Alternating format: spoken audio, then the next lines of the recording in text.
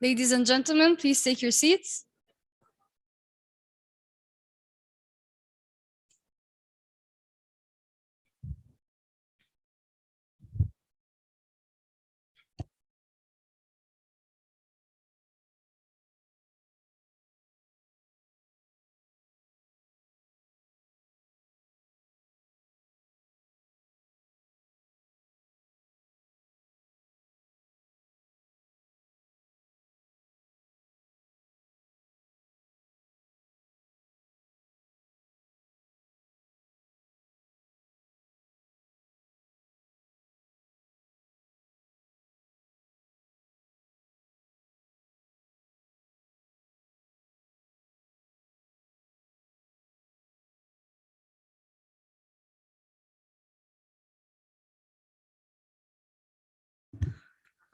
Welcome back.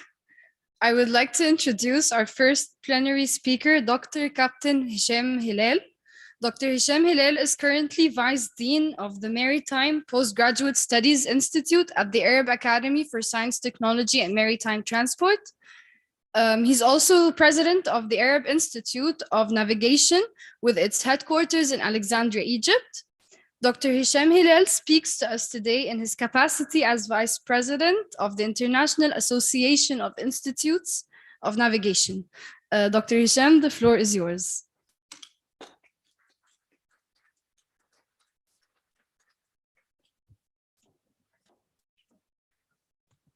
Thank you very much.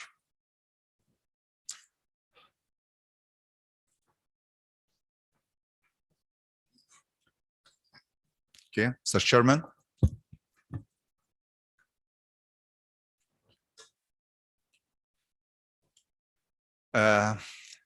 Good afternoon, distinguished guests, ladies and gentlemen. In fact, this memory or this stage, I have a memory back to 2003 when we held the first IAMO conference in Egypt, in Alexandria. And I had the honor at that time to be the co-chairman of the organizing committee at that time. And now, after 18 years, I'm back to this stage, but this time to represent the International Association of Institutes of Navigation. So it's a great honor for me to be here today. Thanks, Mr. Chairman, for inviting IAIN to have this speech in this IAMO, in this such a great event like IAMO conference. Thank you for the organizing and scientific committee for the great effort which we touched all of us yesterday, from yesterday and today, and I hope all the success for the conference and for the organizing committee and scientific committee, and also wish good information and valuable information for all the participants, and for all the participants came overseas to have a pleasant stay in Egypt. Now let me please to introduce you to the International Association of Navigation, which we call it IAIN. And in fact, when I talk about IAIN, usually I remember the shipping industry itself, which started in the 19th century, when it started in Lloyd's Cafe in London. But of course, we are not so old like the shipping industry, but we started in 1957, in fact. We start with only 3 IOIN, International Institutes of Navigation. It was just in British, French, and German. They have the NGOs. And I think when we talk about IAN, we can touch the importance or the role of the non-governmental organization in the maritime industry and the shipping industry as well. So in 1957, the 3 IONs discussed technical navigation issues. And when we talk about 1957, it was before IMO or IMCO at that time to be established. But in 1964, which means after the establishment of IMO or IMCO at that time, the IONs, the organizations, already present or submitted a report regarding the traffic regulations in the Dover Strait. And I think maybe many of you don't know that many of the regulations which started in the IMCO or IMO after that started with the NGOs like the IONs in France, UK, and Germany. Again, in 1968, with the IMCO, accepted the report from the separation of the traffic scheme. But I think also most of you don't know that the traffic scheme started in the ION. So the report started in the NGOs and then submitted to the EMCO at that time. And now we are using the separation scheme in the law of the sea as a main topic or main subject in the law of the sea. And 1975, we start the IAIN with only 9 IONs in Australia, France, Germany, Italy, Japan, and United Kingdom, and United States. Those start, which you have it now, IAIN. So we are a little bit old from 1975, nearly 50 years very soon. 1976, when we have the IMO, we already submitted different subject forward to the IMO. In 1985, we start to move from the maritime industry to the other organizations. So we start with ICAO.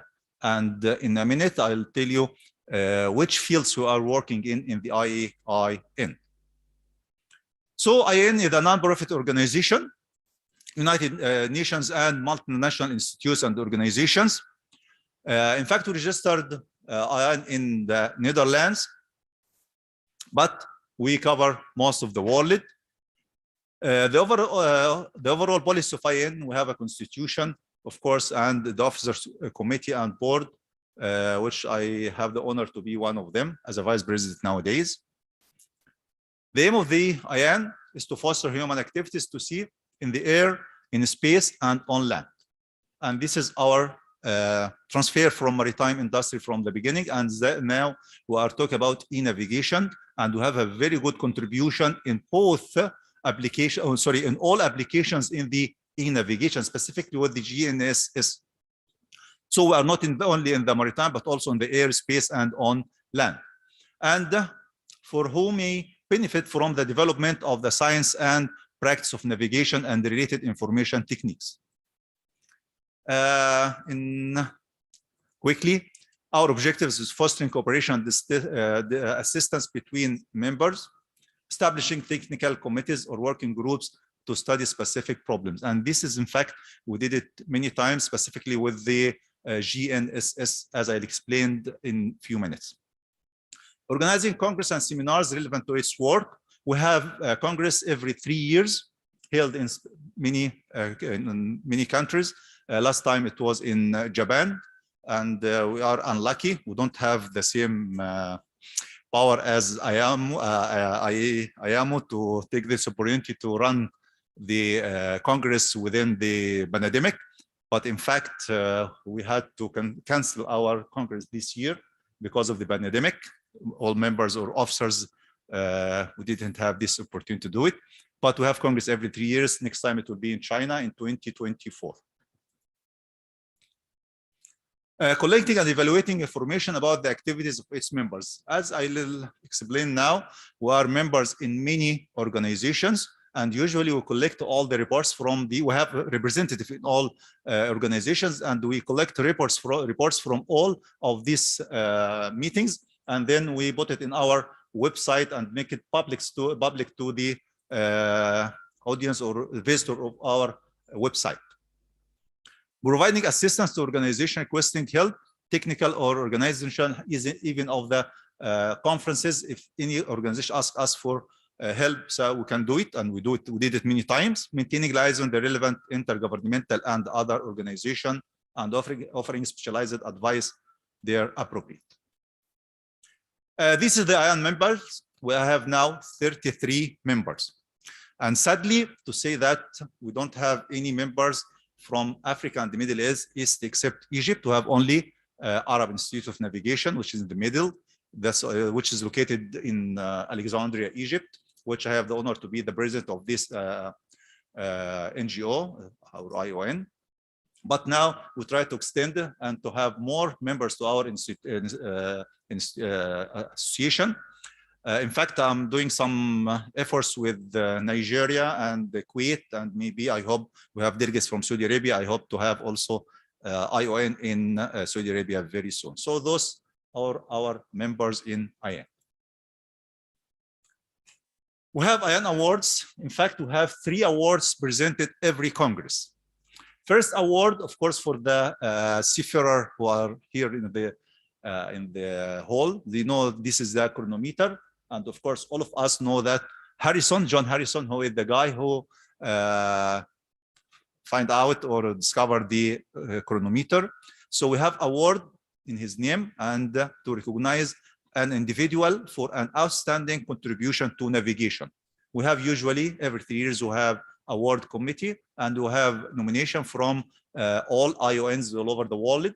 And then we have criteria to choose one guy every 3 years to have this award. Second award is the Nikau Award, and this is given to the navigation in general over a number of years or for a special achievement. Third award is the Saddek Award. Saddek Award given for the best paper presented at an IAN Congress. And I have an honor, of course, not only because I'm Egyptian, but we are in Egypt now. We have 2 awards out of 3 for Egyptian, or named for Egyptians. Nikau, he's a pharaoh who has already had the idea of the connected Red Sea with the Mediterranean 7,000 years ago. So we consider this and we had an award in his name. Saddek, he was the vice president of Arab Academy here, and at the same time was the president of AIN and IAIN as well. And he was the guy who suggests to have this award. And when we talk about the best paper, it's not for the professors. It's only for the youth, for our students, for example. Those are the guys who got this award. So we didn't give this award to professors only for the youth, for the young, doesn't matter, cadets or graduates, fresh graduates. Those are the guys we have a criteria to evaluate the papers from those guys, and then we give the best paper the award, which is the Saddek Award. We are also observer in many organizations. As I said before, IMO, we all usually attend the assembly and the council and many conferences of IMO and meetings, and usually we have a contribution to send reports about some new issues, specifically from the forum, which I'm going to talk about it in a minute. ICAO as well, we have a representative also in ICAO. ICG, International Committee of GNSS, we have specialists, many specialists in IAN in GNSS. So we usually attend this ICG and we have many contributions with them in the satellite systems. IHO, International Hydrographic Organization as well. And finally, US PNT Advisory Board, which I believe is very important when we talk about it. PNT Advisory Board is okay, it's in the Congress system, and they are the advisory board for the President of USA. And usually we have to meet, to attend all the advisory board. And also we have the honor, if you are in Egypt as well, Dr. Refat Rashad. He is a guy from, a professor from ASTMET, and he's 10 years a member in the PNT advisory board. PNT, positioning, navigation, and timing. This big issue. That's why we have a specific committee in the advisory board in the United States. It's belonging to NASA. So we take this opportunity or this importance of PNT to establish the resilient PNT. This belongs to IAIN. And usually we meet 2 times. One time, first time, usually in April or May, with the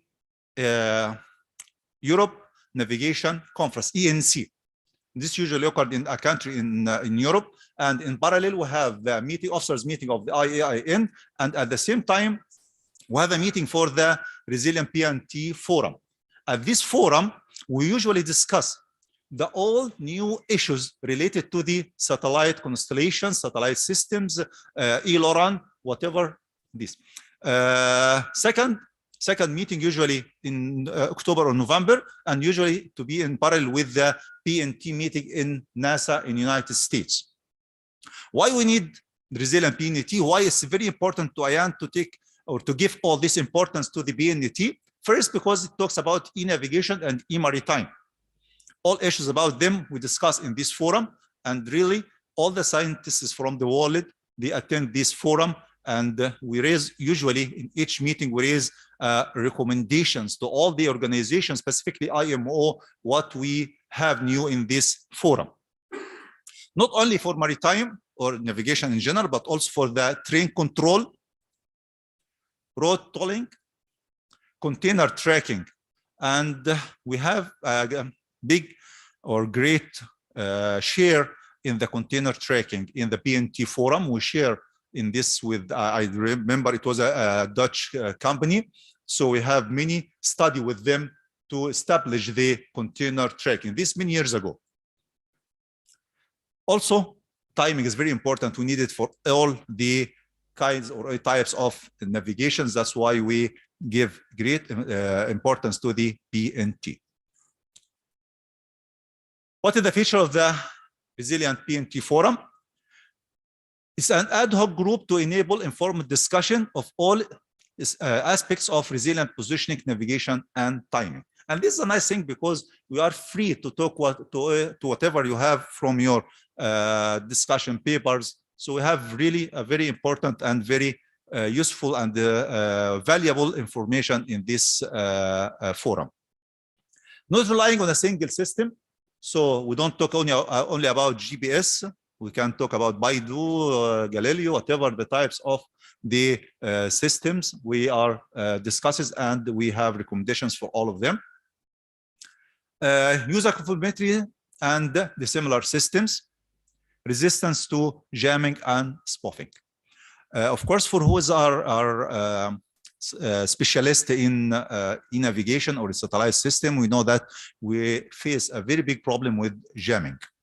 And maybe some of us, for myself as an ex-sailor, I had this problem in the Gulf War when we have jamming on the GPS and we don't have any information or any position from GPS. We had an error at that time.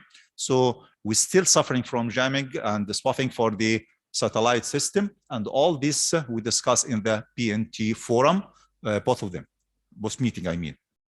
And authentication and integrity. In fact, I already come over the time. I tried to make it in the time. Thank you for your attention or listening. Before I end my word, in fact, I was wanted to ask Professor Smail Abdel Ghaffar, but Professor Dr. Gamal Ghalosh is here. So in fact, thanks for the Academy, thanks for the IAMO for inviting the IAN, and I hope and invite Academy, Arab Academy, to have, we have ENC in European Navigation Conference, we have Asia Navigation Conference, I hope to have Africa and Middle East Conference as well, to discuss all the matter about the navigation, not only maritime, in all fields of navigation. Thank you very much. And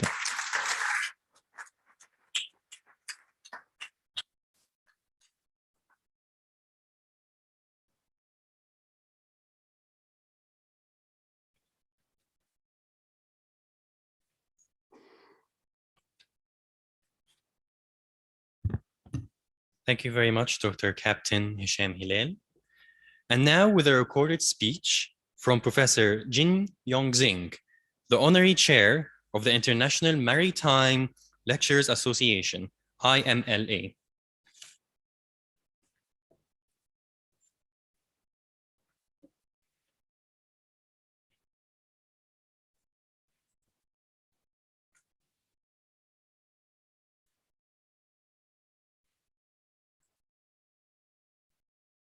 Distinguished guests, dear old friends, ladies and gentlemen, good morning, good afternoon, and good evening. It is a great pleasure and honor for me to attend the opening ceremony of IMU conference.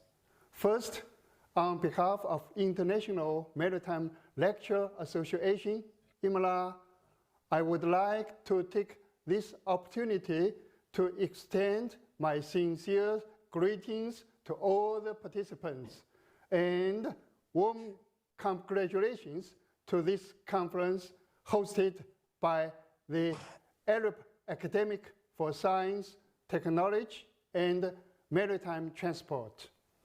As I know, over more than 3 decades, the Arab Academic for Science, Technology, and Maritime Transport has had many achievements in education, training, and research in the field of maritime transportation, engineering, and management science.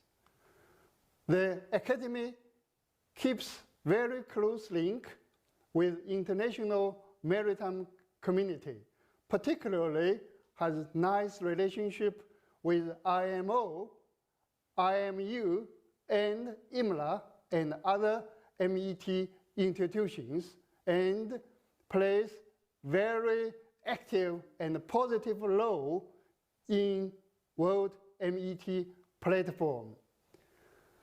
Since its inception in 1999, IMU has shared the recognition of significance of maritime education and training in the rapid globalization of the international shipping arena through its various activities and actions. In particular, as 2 important international organizations in the world MET communities, IMU and IMLA, have worked together, such as joint revision of IMO model course, exchange of the idea and the thoughts, and the collaboration of maritime research. I hope both organizations in future will and shall enhance the cooperation to guide the maritime talent to education and training of the world for the sustainable shipping. Dear friend, the COVID-19 pandemic has brought huge challenges to almost all countries and across all industry in the world. Shipping industry has also been affected very seriously. Therefore, compared with the novel coronavirus outbreak and the spreading, global climate change may cause more potential destructive risk and bring greater difficulties and troubles to the economy and our mankind. Facing such great challenges, maritime community had to do our effort to meet and overcome these challenges.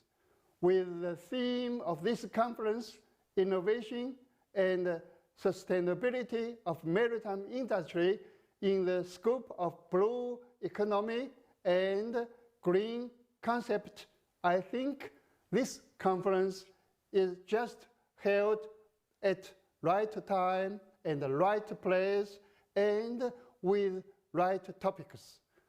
Finally, I wish the conference complete success, which all the participants and the delegates are all well. Thank you.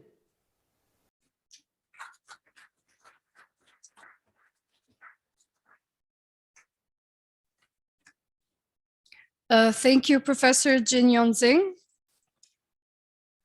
And now, with our final plenary speaker today representing Wärtsilä Voyage is Mr. Kiran Varanasi, sales expert for simulation for port solutions. Wärtsilä Voyage delivers smart technology solutions designed to enable a cleaner, more connected maritime world for the safe movement of goods and people. Mr. Varanasi, okay, the floor is yours. Thank you very much.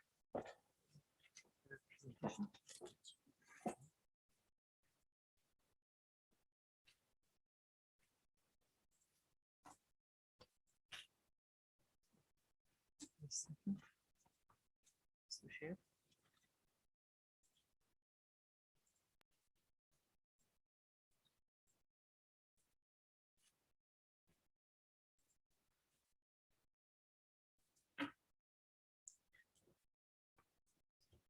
evening, everyone.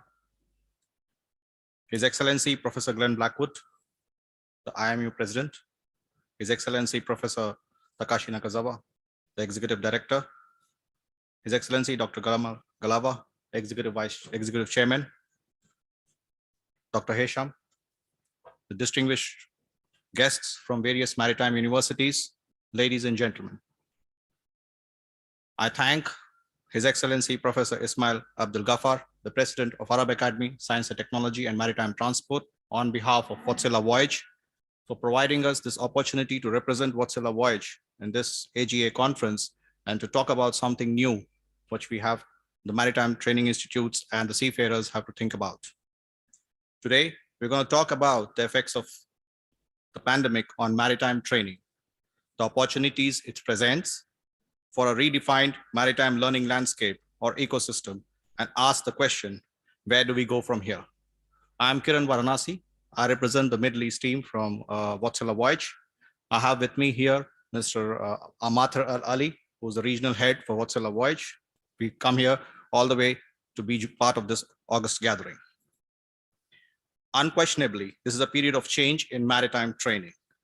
If we compare maritime training with the wider learning market, we can consider that it has been based upon generally traditional learning methods for over 200 years, often hardwired for on-premise training, and therefore was not well equipped for the global pandemic that made in-person training almost impossible. We probably don't need reminding of the significant negative impact of the pandemic had on the operations of maritime training providers. And thankfully, we have positive signs of return towards some kind of new normality. The disruptions of operations has exacerbated the already existing seafarer shortage and competencies concerns. On a positive note, it has ignited a more rapid transition to digital learning in maritime, creating a number of opportunities to modernize maritime training, to deliver what is expected by today's digital natives, for maritime training providers to go digital and lead a transformational change. Long overdue major change in international maritime training standards, STCW, more online learning and greater use of simulation. For digital collaboration in our industry to find new solutions in contemporary technologies, major benefits for shipping companies and seafarers in terms of cost savings, efficiency, decarbonization, and convenience. Blended learning techniques are a key important component in the modernizing maritime training, a means of bridging the gap between traditional, tried and tested analog experimental learning approach and demands of digital natives, where it is vital that we are to attract new generation of youth into our industry. Those digital natives expect a high level of freedom of choice. They don't conform to a traditional scheduling. They demand some degree of anytime, anywhere learning at their pace via whatever devices they choose. And of course, they have the incredible expectation of immediate response and gratification. But modernization of maritime training requires research to determine how we can digitalize for the best outcomes. We have so little data to prove the value of any kind of training, let alone simulation versus traditional sea time requirements. And this must be addressed. Moving from in-person training to blended is not as simple as just delivering via new medium. Best case scenario, it requires a careful adaptation and in some cases requires a more radical renewal of the content. Here, we face a growing need for the new skills such as institutional design and associated techniques, mastering logic-based solutions such as our eTutor automated assessment tool, now built into the simulator. Here, perhaps, part of the solution can be achieved through collaboration to bring digital technologies, skills, and expertise together to speed transformation. any discussion of STCW can be very quickly controversial, which we will try to avoid doing here, as the latest cycle of updates to the standards are now underway. Here, we simply restate some of the key points that the industry has suggested and are important to address. Removal of obsolete training moves even faster. And in order to make room for new learning, we must let go of obsolete training. Recent MAP findings on the use of EGDIS is a great example of where continued focus on obsolete methods of navigation adds confusion to the use of technology. New standards must address today's and future technology, including automation and autonomy. There is a suggestion that future training should start with general training, then move to specific training for different maritime sectors, with defined paths to allow an ability to move from one sector to another. Tomorrow's seafarers could be specialists, not generalists. We have to develop tech-savvy, multi-purpose personnel with more technological, electronic, and digital training. And when it comes to virtual or distance learning, we must identify what is conducive to online training and what isn't, allowing more flexibility and mobility. It is suggested that equivalences and familiarization, a responsibility of ship owners, can provide an interim step for new technology training in a consistent way. In a time of rapid change, collaboration is critical. And one such collaboration is our partnership with Ocean Learning Technologies Group, announced February this year. But why such a collaboration? Well, to begin with, through our original dialogue, it was clear that our organizations have similar visions of the future of maritime training, as well as shared goals and objectives. Both organizations have been providing solutions to maritime training for over 25 years, and both represent the largest customer bases in the industry in our respective fields, with something like 3,000 shipping companies and maritime training providers using our educational solutions. And very importantly, we also have complementary yet converging technologies that are designed to drive us towards an objective of delivering more efficient, safer, and environmentally aware mariners who are properly equipped to perform in a rapidly changing, digitized maritime industry. By combining and integrating our technologies, we can accelerate delivery of solutions to market at a time when demand for digital learning is growing rapidly, in the large part due to the disruption and associated awakening caused by the pandemic. Let me give you a 50,000-foot introduction into the technologies we are bringing together, which my colleagues will discuss and demonstrate sometime later when we have a one-to-one with you. Firstly, Wärtsilä Cloud Simulation. What is it? It's Wärtsilä's quality and trusted simulation platforms that are available via the cloud as a complementary service to the simulation-based training on a physically installed systems. Our navigation and technological simulation platforms have been adapted and enhanced for deployment on the cloud via virtual machines. A major advantage to the offered solution is that cloud-based simulation offers exactly the same platform as our physically installed simulator. And our cloud simulators are built on Microsoft Azure and Amazon Web Service. So they are safe, cyber secure, offer faster access anywhere across the world. Coming over to the OTG, they are the best-in-class maritime-focused learning experience platforms, offering an exemplary online user experience, both drives engagement and knowledge retention.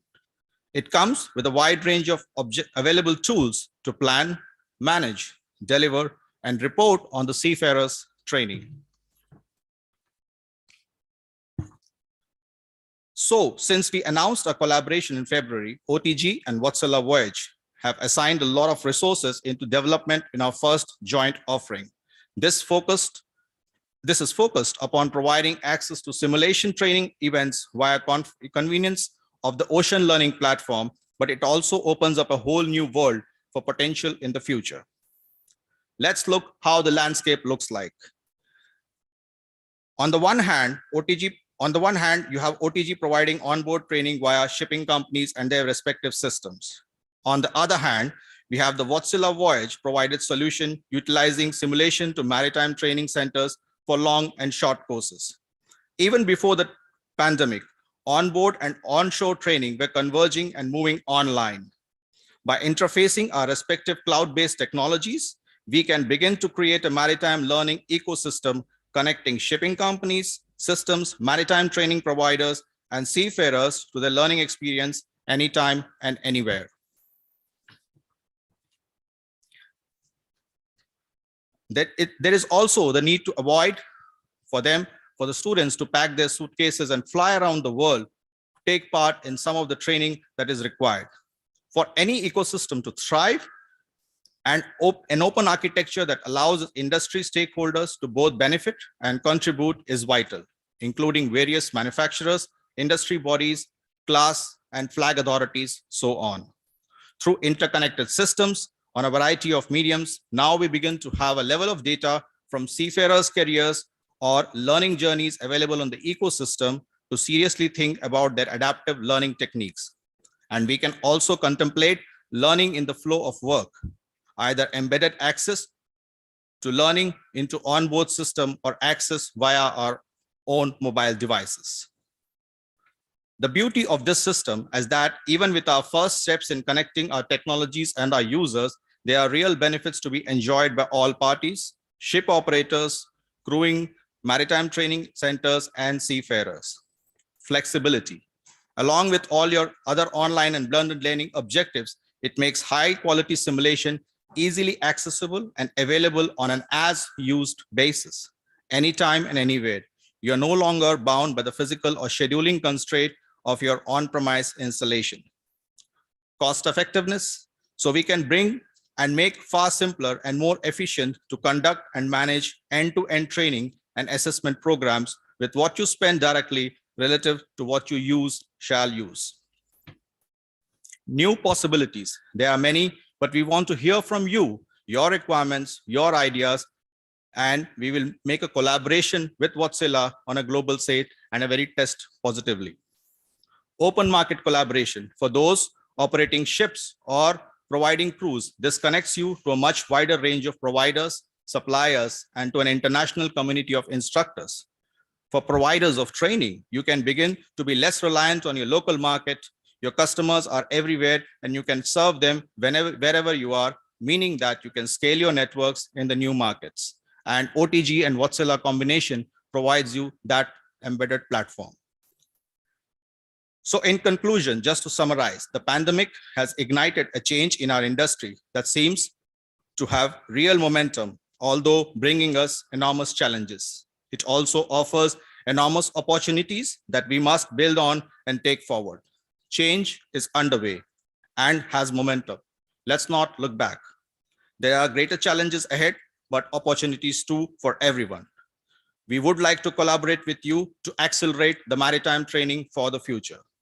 Change can bring positive outcomes for all the stakeholders, the maritime industry as a whole, and the environment through decarbonization. Where we share values and vision, we must work together and collaborate to develop our digital training technologies to achieve the positive outcome the industry needs. And last but not the least, I would like to thank this August gathering for providing us this opportunity to present in front of you what we could bring to the table. We would like to hear from you over the next 2 to 3 days while we are at the conference. Myself and Mr. Mathur will be available to discuss if you have any further queries or if you want our respective counterparts anywhere in the world who serve your particular region to support you in this particular transformation. We like to be a partner with you. We like to be a support staff with you, and we like to move things forward in the industry to come. Thank you very much, sir, for your.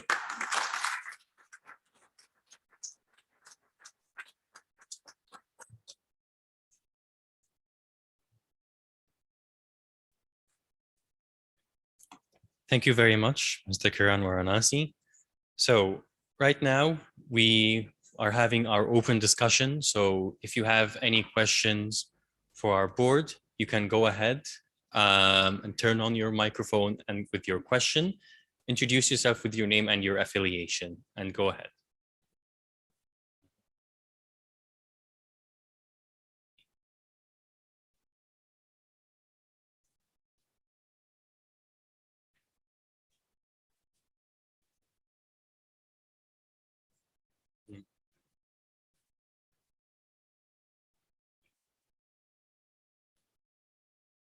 Right. So if there are no questions right now to be posed, our closing ceremony is at 5. So if you would like to get a coffee right now or get some fresh air, you can go ahead and we reconvene at 5. Thank you very much.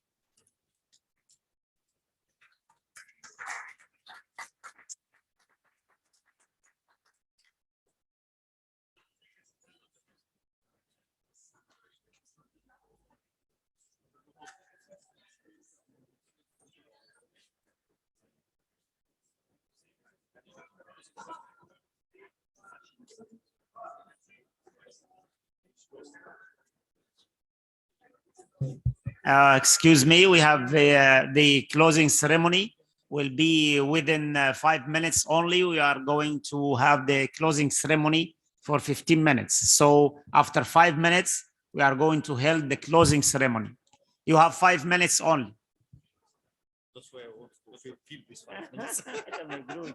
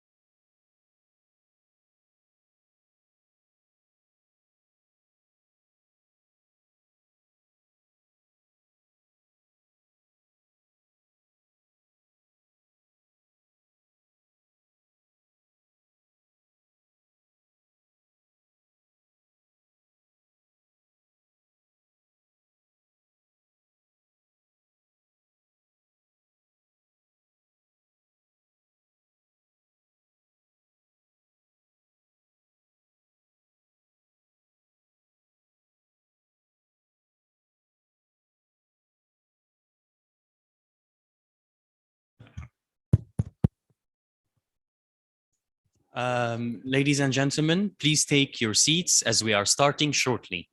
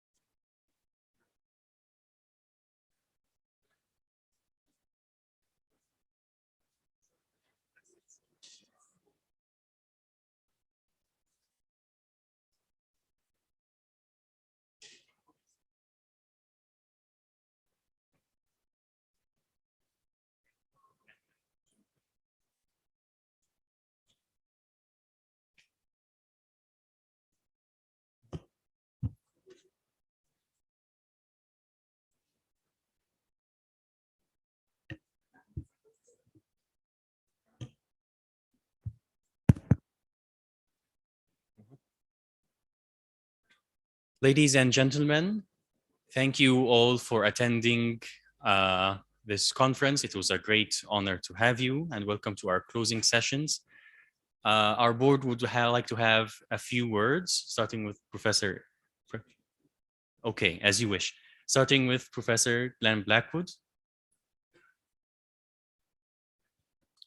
Thank you. Well, in concluding our annual general meeting, I would just like to say thank you to all of you for your patience and time.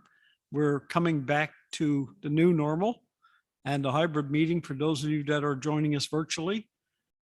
Thank you for your patience, and thank the Arab Academy for the incredible technology that allows this to operate as smoothly as possible. I'd like to say just a couple of things. We're glad to be back, both hybrid and the face-to-face.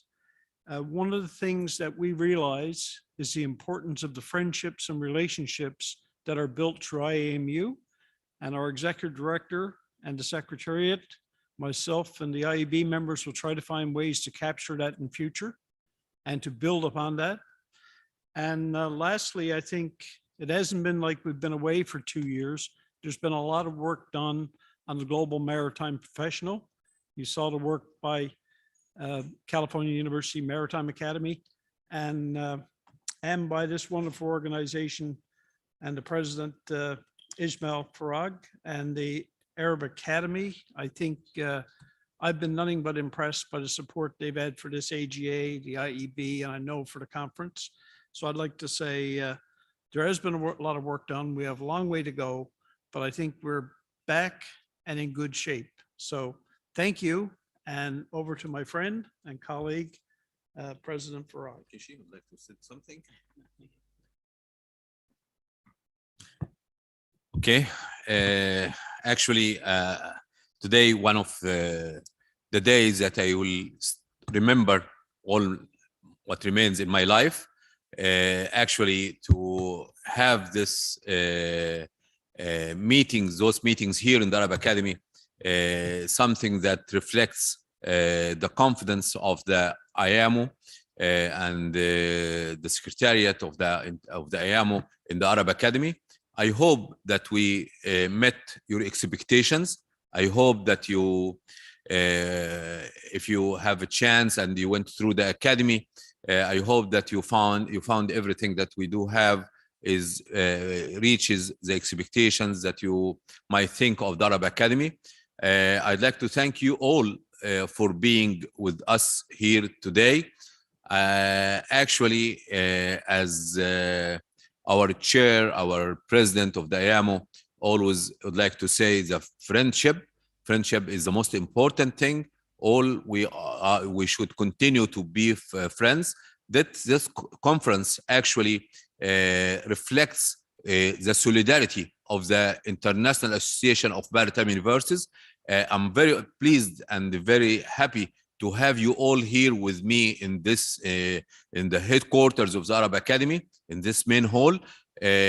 Actually, you gave me a great honor for this opportunity. I'm very proud of all of you. I'd like to thank everyone, everybody. I'd like to thank all of you, the presidents, those the delegates from all universities. I'd like to thank the secretariat of the IEB and the IAMO. Thank you very much. I'd like to thank also the students who came and participated in this conference, because again, as we said, when we are here, we are looking for the future, and you are the future. So we are here, all of us, for the sake of the whole world, not looking for any country or any organization or any university. No, we should be all together. And I'd like to emphasize that we are very open in the Arab Academy. We are very flexible. I need to put to have collaboration with all universities. I hope that we can meet on regular basis. I hope that we can visit each other in different occasions. I hope that if we can have this student exchange, faculty exchange, common research, all that comes with the agreement of the IEB. So I hope that the friendship that we do have here today will build on top of that. Again, yes, it is the conference. I hope it will be successful. Is not my work at all. It is the work of the team headed by Dr. Gamal Ghalwash and Dr. Akram Suleiman, Mahmoud Al-Bawab, Ruwehil, Amr. I'd like to mention all the names. Those my team from everywhere in the academy, the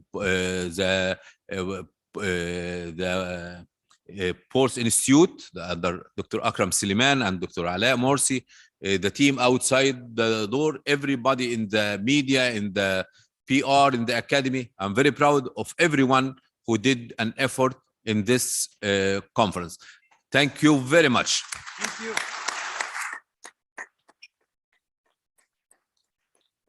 Thank you. Thank you. Would you join me in thanking our hosts?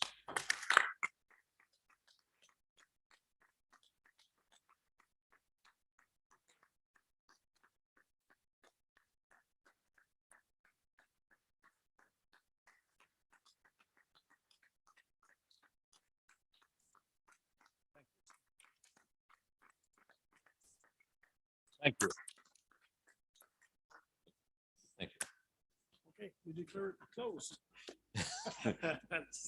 Me? For sure.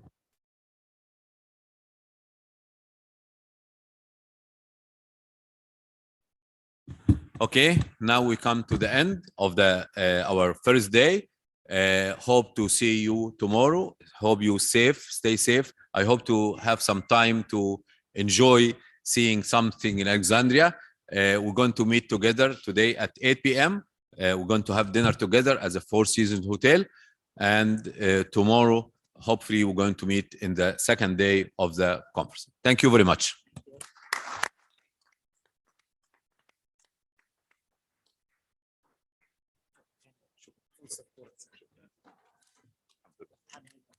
Thank you very much. No, that was, I know, I'm starting to understand the importance of hosting it, but I'm also delighted that you're staying on, because you have a big picture view of what's happening. And those 22 states are very lucky to have you. Thank you.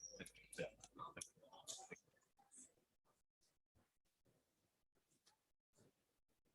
No, sir. So, you got that there. حضرتك في ظهرنا والله. حضرتك قدامنا ومعانا وفي ظهرنا. أشكرك. أنا متشكر والله. شكرا. أنا متشكر. كل التوفيق.